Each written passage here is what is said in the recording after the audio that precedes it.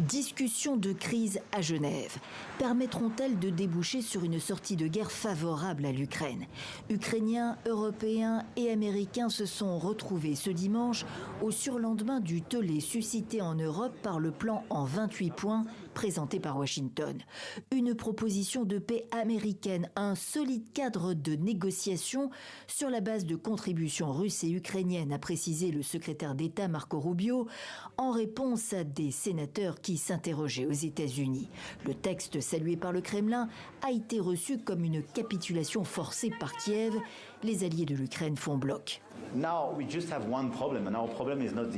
Nous avons un problème, mais ce n'est pas les États-Unis concernant cette négociation. Notre unique problème à tous, c'est la Russie qui a commencé cette guerre, qui a rejeté les propositions de cessez-le-feu en février, mars, juillet, août, etc.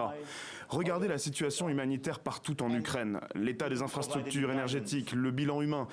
Il est nécessaire d'arrêter les Russes. Il y a un agresseur et une victime.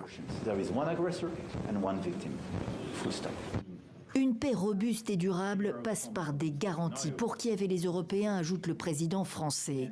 Des mesures dissuasives contre la politique expansionniste du Kremlin, en somme.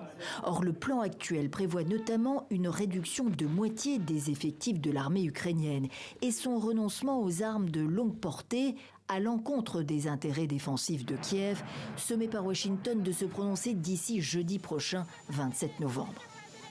Est-ce votre dernière proposition à l'Ukraine? Non, ce n'est pas ma dernière proposition. Nous voulons la paix. Cela aurait dû être fait depuis longtemps. L'art de négocier à la Donald Trump. Voilà des mois que le président américain change de ton et d'humeur au gré de la relation avec Moscou qu'il souhaite restaurer pleinement. Des mois que les Européens se rappellent à son souvenir pour un retour au respect des frontières et à la paix sur le continent européen.